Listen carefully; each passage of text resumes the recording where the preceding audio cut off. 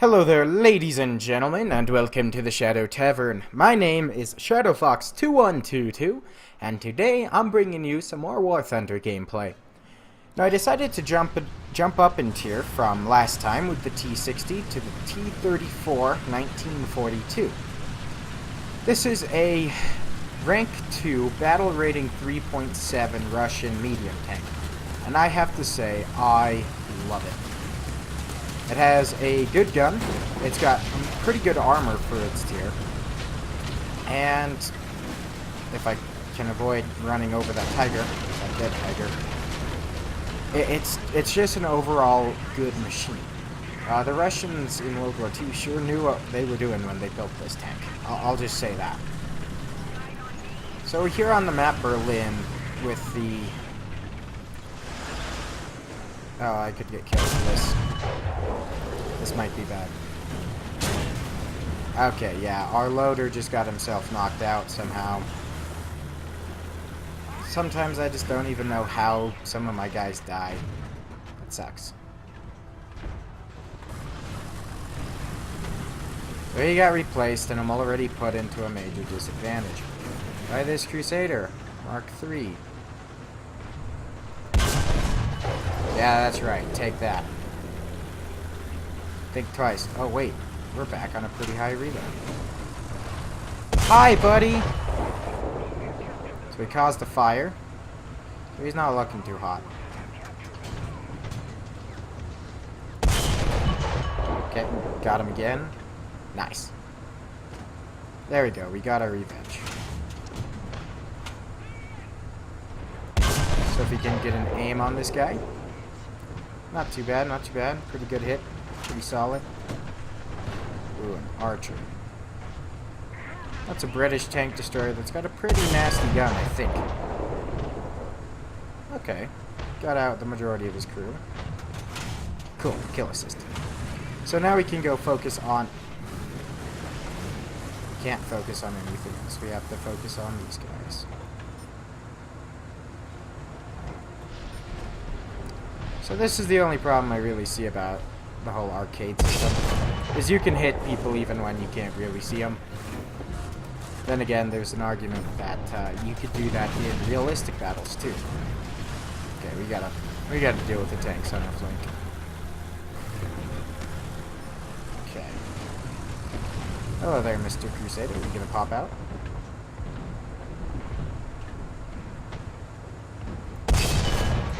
Okay, so we hit him, which isn't bad. We didn't kill him in one shot. Because earlier today, when I was testing out this vehicle and grinding it out, I was one-shotting the majority of all of the tanks I was shooting at. But I guess now that I'm recording, I can't get those shots. Okay, we gotta be careful here. So I don't really know how walls affect the penetration mechanics in War Thunder, as they do in World of Tanks. Okay, so that M4 Sherman fired at us. Okay, we got a pretty good solid hit on it.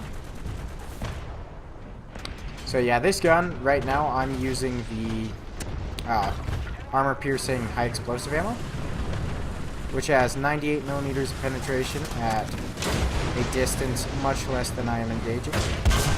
But, as long as you don't ricochet off one of the most lightly armored targets in the game, it is a pretty good shot. I'm gonna not do anything to that Cromwell. Have him bounce. And destroy him. Just like that. Okay, so there's that KV-1. So he hasn't really got a pretty good gun to deal with us, but we don't really have a good gun to deal with him.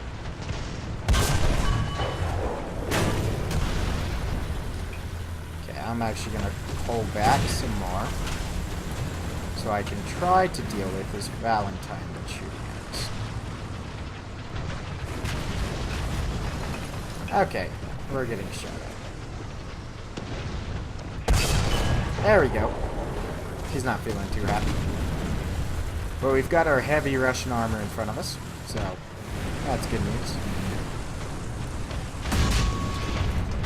Alright. Well, we killed 2 ground units, and we got 2 kill assists. Not too bad. Every now and then, we just get killed.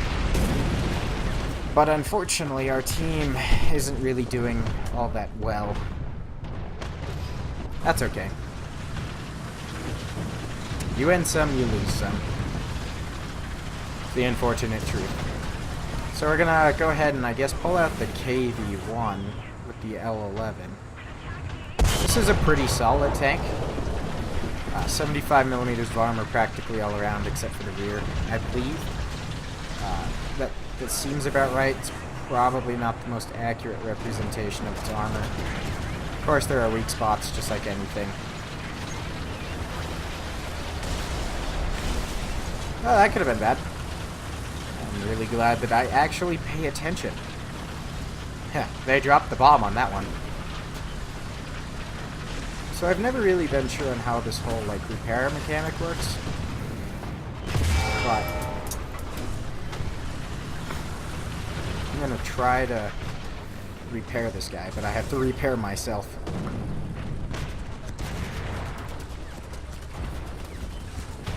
Oh, this is not good. We are too flat. We are too flat. Okay, we should be fine.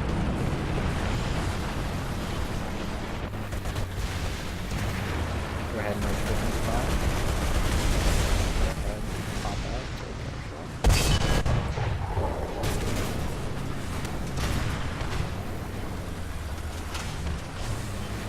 Okay. So that archer was indeed taken out. Got ourselves some artillery fire. Not to worry.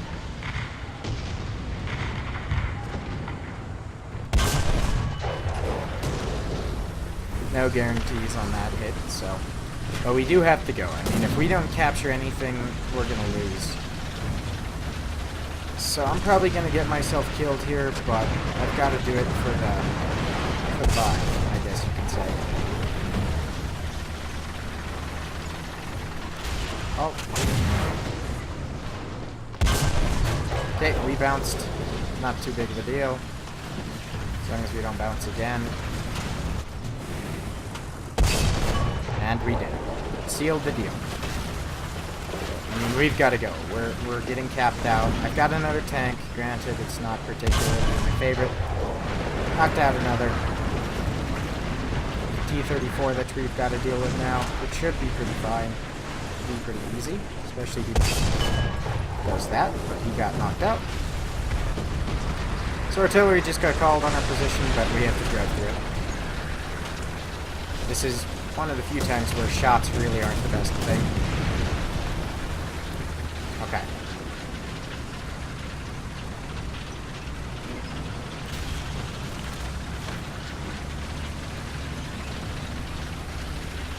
So here we go, we're advancing. We're going to cap this, giving us a little bit, buy us a little more time. Not a lot, but just enough. To hopefully get over and capture another place. I'm going to sit here in front for our little Sherman friend.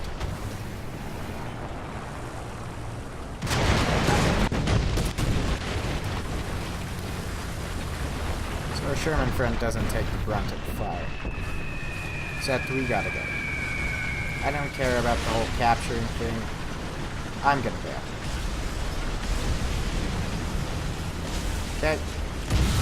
Now. Okay, we've made a mistake.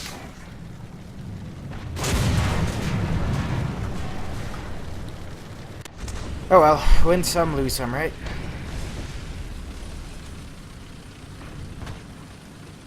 I could pull out my SU-122, but why not? I guess it's gonna be as good as any. I've never really liked the SU-122. In my opinion, it's kind of a terrible tank. But we've got to pull it out. It's our best bet. But usually you get one shot off, you get shot at, you die. Such is the life. High explosive really isn't effective at this tier, at least not with me, for the Russians somehow. And anything that shoots at you can penetrate you, but you can rarely penetrate it, unless you're using heat ammo. But you reload so slowly with this tank, it just doesn't make any sense. So there we go. We lost another one. But now I can go ahead and show you what this tank looks like in the garage, as this is sort of the main focus. So the t34 1942, it's got a 76mm f34 cannon. It's a slightly longer barrel of the L11 that you can find on the KV1, and I do believe the 1940 version. I think the 1941 has this. Yeah, it has the f34 cannon. So it's slightly longer barreled. You get much better ammunition in this tank than you do with the t34 1940. You also, in my opinion, get a much better turret, as you have a lot more coverage with this sort of like gun mantlet right here. Let me go ahead and swap out this vehicle just so I can show you side by side. So with the t34 1940, its biggest weakness was this turret front. I would always be taken out by things that you wouldn't think would be able to. Now the t34 1942 has a much better gun mantlet that covers the majority. Hull armor should be the same. They're based around the same chassis. So we'll go ahead and take a look into the gun and its ammo. So its ammo you can use, we'll go ahead and just pull it up here. You can use the BR350B with the MD8 fuse. What this is it's armor piercing high explosive. And it's got some pretty good penetration values that you can see.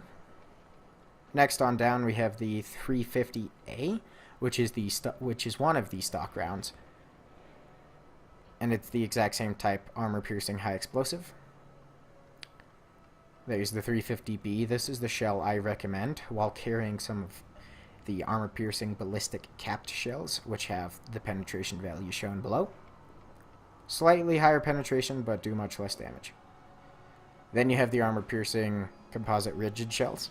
If you need some extra penetration, these might be your way to go. Then you also have a heat shell, which is 80mm all around. I don't necessarily recommend this. There are much better choices. As for my recommendation with the modifications, since we're already on this tab, first off, you want to go parts. Parts is always the number one. Then you want to go ahead and unlock this shell. Next tier, fire prevention, this shell. And then you'll unlock the next tier, but you should get the adjustment of fire. And then after that, it's really whatever you want to get. But I definitely recommend parts, shell, fire, shell, in that order. I mean, if you don't feel like you're going to have a lot of fire issues, you can get this shell before this, or in whatever order you want. But I've always had some trouble with fire, and fire extinguishers have saved me multiple times. Alright, so we're going to go ahead and pull up the armor tab. Now the armor of this thing is 45mm all around. So the thickness right here, on this sort of rolled part, is 99mm thick. There's very few tanks that you'll meet that can go through that, unless we're talking about most tank destroyers. 45mm thick, but the average angle that you're hitting it at about, it can effectively double its thickness if you hit it on a significant angle, but most of the time you're looking around 60 to 70. If you angle it though, you're looking at some pretty good armor, even on the sides. The sides are 40mm thick up top here on this trapezoidal shape, and 45 down below, where the road wheels and just the suspension meets the chassis. Back to the front though. Some people might think that this is actually a weak spot. It's not. It's pretty hard to penetrate, even compared to here, as it is, pretty thick. The Russians did want to protect their people. Now and also same goes with the machine gun. You can sometimes take it out, but don't necessarily rely on it. If you have a shot at the front, you can't penetrate the front, aim right here. Right in this giant spot. If you're close. If you're far away, that's going to be much more difficult. So then at the turret, it's got this 53 millimeters. It's considered 53 all around, which you can see quite easily. So you've got a pretty good gun mantlet that protects the gun and its crew, but you can still be taken out fairly effectively right here. Next off, we've already covered the side. The rear, 40 millimeters thick. Huh, it says the rear is 45, according to up here. Maybe that's just a bug? I'm not sure. Still fairly well sloped, but if you show someone your rear, you're probably going to get penetrated. Now the top of this tank doesn't have the best armor, 10 to 16 millimeters thick, but most of the time the enemies aren't shooting at your top. Same goes, I don't think I can get to the bottom. Yeah, doesn't matter too much. But that's the armor profiling of the T34 1942. Go ahead and take a look at the X-ray. So in the front, you've got your machine gunner, your driver, your gunner, and your loader. You don't have a commander in this tank. I don't know exactly who that goes to. A lot of times I end up getting shot through the machine gun port, and if it penetrates, it can take out the machine gunner and the loader, and that can be fairly irritating. Also, if you shoot someone about here on the sort of horizontal aiming drive, you can take that out, the loader and the machine gunner, sometimes the gunner, which means a complete knockout. Cannon breech, obviously located by the gun. Aiming drive up top. Got optics there, radio station, so the machine gunner looks like he does the radio stuff. So just in the front, wherever you can penetrate, I recommend right in the horizontal aiming drive of the tank. On the side, we've got a lot of fuel tanks. Fuel tank here, here, and here. So if you hit them in any of those locations, you're probably going to light them on fire. Now the T34 also has a pretty big ammo storage rack, but it doesn't stow much in the turret, if any. So if you hit it on the bottom, you'll more than likely light it on fire, and then there is potential to ammo rack this. Transmission located in the back. Same with the engine. And then more fuel tanks on the side. Alright guys, that is just a very quick look at the T34 1942. If you have anything that you recommend or would like to see me cover in my next video, go ahead and leave it down below and I will read your comment, and I will, if I have the tank unlocked, I will go ahead and either unlock it if I don't have it unlocked, or I will cover it. So that's going to end this video. If you liked it, go ahead and like, comment, and subscribe, and I'll see all you in the next video. Bye bye.